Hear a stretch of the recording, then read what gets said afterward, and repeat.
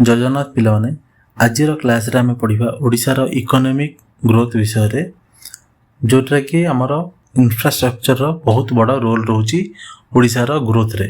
तो आज आम केवल ओडिशार डैम कि रास्ता विषय पढ़ानी बरं ओडिशार किपरि भावे भारतर लॉजिस्टिक हब फेब्रुआरी 2026 तथ्य अनुजाई ओडिशार सेमीकंडक्टर आरंभ करी ग्रीन हाइड्रोजन पर्यंत सबकिछि आसुची। तो चलतु स्टार्ट करवा। ओडिशार जल विद्युत विभाग रे एक विराट चेंज आसुची।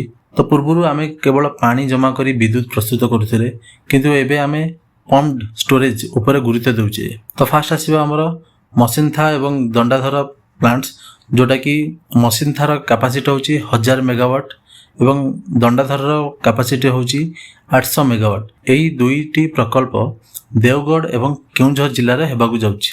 एथिरे खास कथा हला एथिरे विद्युत थिबा समय रे पानी को पंप करी ऊपर को निया जिवो एवं पीक आवर रे विद्युत तैयारी करा जिवो। एबे आसन जिवो सेकंड जोटा कि हमर होची अपर इंद्रावती जहार कैपेसिटी होची 600 मेगावाट। एही प्रकल्प कलाहांडी जिल्ला रे अवस्थित। यहाकू ओडिशार एनर्जी एंकर भी कहा जाए कारण यह केवल विद्युत दिए नहीं बरं दक्षिण ओडिशार चाष पई मध्य भल जल जोगाई थाए। नेक्स्ट आसीबा हमर बालीमेला जहार कैपेसिटी होची 510 मेगावाट। एटा हमर मालकानगिरी जिल्ला रे अवस्थित। एटा हमर मालकानगिरी जिल्ला रो सिलेरु नदी ऊपर अवस्थित एवं मन रखंतु यह होची ओडिशा एवं आंध्र प्रदेश मध्य रे 50-50 रेशियो रे एटा को हमर शेयर कराइछि एवं एटा गोटे होची जॉइंट वेंचर बिटवीन ओडिशा और आंध्र प्रदेश। नेक्स्ट आसीबो पिला माने आपण माने जानि छथि कि ओडिशार नदी गुडी को एबे हाईवे पुडी व्यवहार करा जाउची।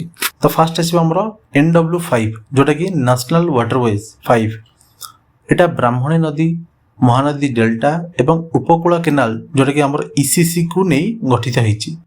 यह तालचेर रो कोयला खनि को पारादीप एवं धामरा पोर्ट सहित संयोग करूची। एबे आसन जिबा हम ओडिशार गर्व पारादीप पोर्ट विषय रे जानिबा। यह 2025 एवं 26 मसीह भारतर सर्वबृहत कार्गो हैंडलिंग पोर्ट होईची। एबे एठारे एक वेस्टर्न डक निर्माण होबाकु जाउची जहा फल यह बड़ बड़ जहाज को भी अकोमोडेट करि परिबो। नेक्स्ट आसीबा हमर धामरा एवं गोपालपुर। धामरा एक गभीर बंदर एवं गोपालपुर रो पोर्ट एबे अदानी ग्रुप द्वारा परिचालित होउची जोटा कि हमर बालेश्वर जिल्ला रे काम चलिछि ए पोर्ट ऊपर। नेक्स्ट आसीबो शेषर ओडिशा एबे हाईटेक हेबाकु जाउची कारण भुवनेश्वर रे ओडिशार प्रथम सेमीकंडक्टर फैब स्थापन होउची जोटा कि हमर सिलिकॉन ओडिशा। एही मिशन जरिया रे आमे चिप डिजाइन एवं मैन्युफैक्चरिंग रे ओडिशा को एक ग्लोबल सेंटर हब करिया चाहूचे एवं डाटा सेंटर्स जोटा कि हमर भुवनेश्वर एवं कटक मध्य रे अनेक बड़ बड़ डाटा सेंटर्स निर्माण होबाकु जाउची जहां हम ओडिशा को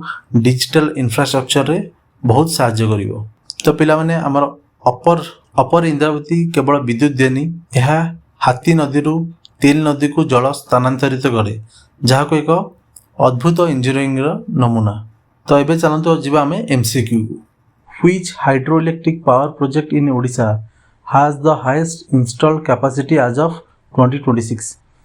तो ओडिशार केउ हाइड्रो इलेक्ट्रिक प्रोजेक्ट जहार विद्युत उत्पादन कैपेसिटी सबुठार अधिक। ए हीराकुद डैम, बी ऊपर इंद्रावती, सी बालीमेला, डी रेंगाली। तो आंसर होची बी ऊपर इंद्रावती एवं यह कलाहांडी जिल्ला रे अवस्थित जहा होची ओडिशार सबुठु बड़ जल विद्युत प्रकल्प एवं यार समुदाय क्षमता 600 मेगावाट रहिबो। Next Paradip port has been ranked as India's first major port for cargo handling in which financial year. Paradip port केउ वर्ष रे भारतर 1 नंबर पोर्ट हेई परिछि। A 2020-21, B 22-23, C 2024-25, D 25-26।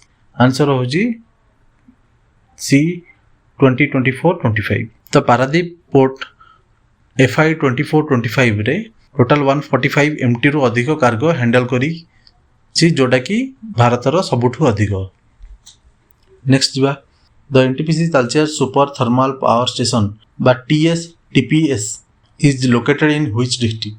तो NTPC तालचेर केउ जिल्ला रे अवस्थित। A Jharsuguda, B Anugul, C Sambalpur, D Dhenkanal.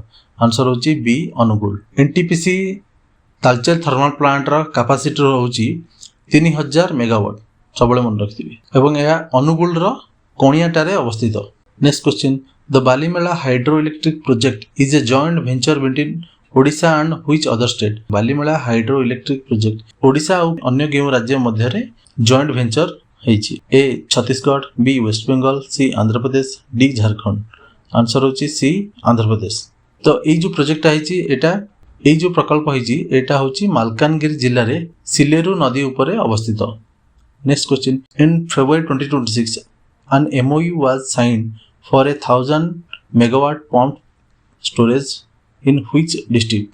तो 2026 रे 1000 मेगावाट रो पंप स्टोरेज पई केउ जिल्ला रे MOU साइन ହେଇଛି? ए देवगढ़, बी कोरापुट, सी रायगड़ा, डी मयूरभंज। आंसर होची ए देवगढ़। देवगढ़ जिले में मनीस्था ठारे 1000 मेगावाट एक विशाल पंप स्टोरेज प्रकल्प NHPC एवं ग्रिडको मध्य MOU साइन होती। ऊपर रेगाली मल्टीपर्पज डैम निर्माण होती। A Mahanadi, B Brahmani, C Baitarani, D Subarnarekha. Answer होची बी ब्राह्मणी। नेक्स्ट होची what is the main objective of Paradip port 2.0 vision launch recently? तो पारादीप पोर्ट 2.0 रो विजन कौन?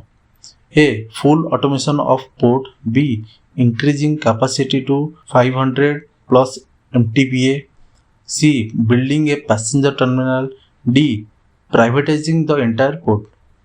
तार आंसर होची B increasing capacity to 500 plus MTPA, जोटा कि आम पारादीप पोर्ट को एक विश्वस्तरीय बंदर रे परिणत करियारे साहाय्य करिवो।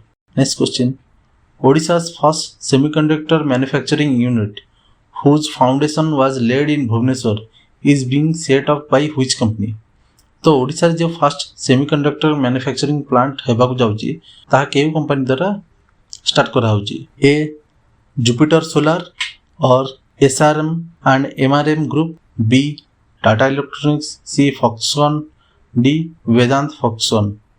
आंसर होची ए जुपिटर सोलार और SRAM और MRM group. Next question, which of the following is the oldest multipurpose river valley project in Odisha? केउ प्रोजेक्ट ओडिशा रो सबुठु बड़ सबुठु पुराना रिवर वैली प्रोजेक्ट? ए माचकुंड, बी हीराकुद डैम, सी अपर कोलाब, डी सालंदी। आंसर होची बी हीराकुद डैम, जोटा कि आमर 1957 रे उद्घाटन करा जायतिला। तो पिला माने आज आम ओडिशा रो विद्युत शक्ति एवं बंदर रो नुआ नुआ दुनिया विशेष जानले। एई डिटेल्स गुडका आपनकर एग्जाम रे बहुत हेल्प करिवो। PDF नोट पई आम टेलीग्राम चैनल को फॉलो करंतु। होमवर्क क्वेश्चन रहिला, ओडिशा रो प्रथम सेमीकंडक्टर यूनिट रो नाम कोन एवं उत्पादन केबेठारु स्टार्ट हबो? तो आर उत्तर आपण माने कमेंट रे निश्चित जणांतु। जदि आपनकु आम वीडियो भल लागि थाए तेरे लाइक करंतु, शेयर करंतु एवं प्लीज सब्सक्राइब करंतु। Thank you. रहूछु। जय जगन्नाथ।